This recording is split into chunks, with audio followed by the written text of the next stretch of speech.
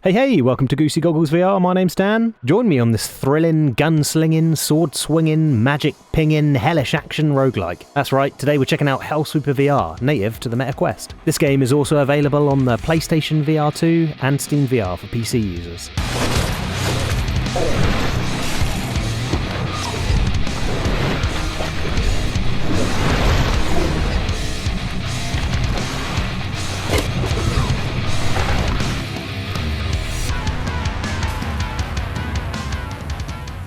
Vertigo Games presents Hellsweeper VR. These are the VR-focused publisher who brought us quality titles such as After the Fall, A Fisherman's Tale and its sequel, and Arizona Sunshine, along with that one's hotly anticipated sequel due out soon.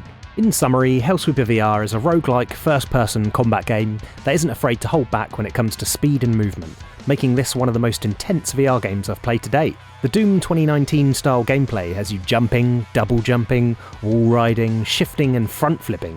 Yes, full frontal flipping your way through short level after level to beat 3 of the game's bosses and successfully complete a run. Each run unlocks new ways to play to spice up the next run, as we've experienced many times before on this platform. Is Hellsweeper's movement unique enough to set it apart from the genre's greats such as Light Brigade, Ancient Dungeon or Sweet Surrender, or is it just another flippin' roguelike? Get it? Flippin'? Let's find out. Singapore-based developer Mixed Realms gives us a game fairly light on story here. After defeating the first boss, 3 ominous, seemingly benevolent beings contact you, asking of you to kill the remaining 2 bosses. At its heart, this is a story of a condemned soul who must go through the depths of hell and destroy all in their path. Sweep the hellish decks, if you will. Get back on your bloomin' cockroaches!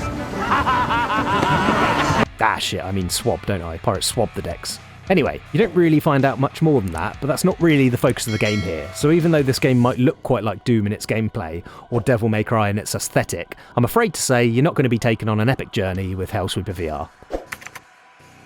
Alrighty, let's get to gameplay. That's where Hellsweeper VR shines. In particular, its movement mechanics. I've been in the VR space for a long time now, and I have some pretty decent sea legs to be proud of. Get back on your bloomin' cockroaches! Anyway, I'll admit that I feel a little funky doing front flips for the first time, so be warned, if you're susceptible to VR sickness, the movement of this one can get you. All the movement functionality like the front flipping and the side dashing can however be turned off. The side dashing is mapped to the left stick and activates when you're in the air. I ended up turning that one off just as I didn't feel right dashing around from a mid-air point. So there's no shame in it, you know, just as long as you're having fun. It's all good. So it looks all great on paper. You can jump at a wall ride the wall, jump off the wall, and then front flip in slow motion, summon your Conan the Barbarian sword and slice a floating demon in twain. In reality, it's actually quite difficult to pull these moves off, however, and initially you will fumble your way through and miss your sword slices. This is definitely Hellsweeper's unique selling point, and once you can get into it, it really is quite fun, but there is a learning curve. There's also a cool feature where at the cost of a mana bar, you can click a button and enter into bullet time for some really dramatic finishing moves. Very fun. I've explored how fun these bullet time mechanics are in VR in another video I did on a game called Blade and Sorcery Nomad. Check it out!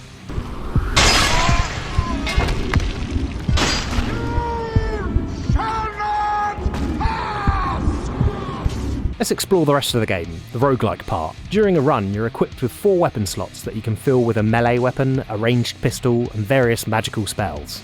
During the course of the run, you can upgrade these weapon choices, which changes the way that weapon might function. This brings me to the first negative of Hellsweeper VR. The choice of perks to change up the way each weapon functions is quite lacking. The pistol, for instance, has 4 choices. More damage, more ammo, a red laser, and a ricochet effect that happens if you turn your gun on the side like a gangster. The ricochet is cool and the right idea, but that's kind of it. If we compare that to something like Sweet Surrender, that has hundreds of different combinations of effects to change up the way each gun will play, it feels like the weapons might get a little bit boring after playing this roguelike for just a few runs. Now for this review, I've only had a short period of time, and I did notice on the Steam page there is imagery with our protagonist dual-wielding machine guns, which looks really fun. I hope they update the game to drip feed these additional weapons sooner, as at the time of this review I never got to that juicy stuff, and I'm craving it at this point.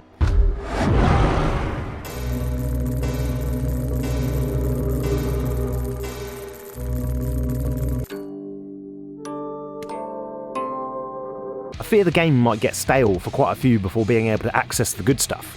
My second to last negative, I promise I'll get back to the good stuff in a minute, is the game feels a little imbalanced in the late game, and if you make the right choices, which isn't hard to land on based on my previous issue, the game becomes incredibly easy. Now it's worth mentioning there is a hard mode, and I played this game only on normal, but I still think the imbalances I saw aren't excused, as most people will probably opt for normal mode starting out. Check it out. I did this run where I just focused on my pistol. I had a blessing that meant if I dual-wielded any weapon, I'd get a damage increase, and then I just went for the red laser and pumped everything into ammo. Check out how fast I completed the second to last level, the one right before the last boss. Don't worry, there aren't any spoilers here.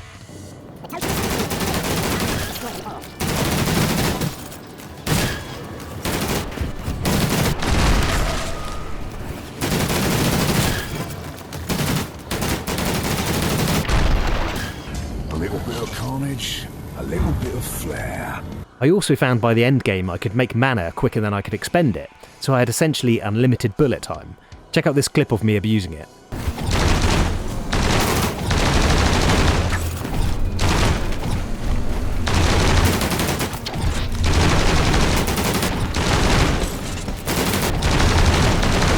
So with those negatives out the way, let's get into a huge positive. This is a roguelike with multiplayer.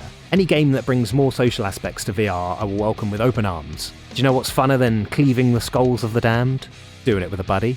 Well done, Mixed Realms. It extends the life of your game immeasurably and will probably be my most played roguelike, of which there are many on the system, due to the fact I can play with friends. Fear not those with no friends, you lonely bastards. One of the powers you can equip is a dog. He'll run around and help out killing things in the goodest way a good boy knows. Dogs are always better than humans anyway though, right?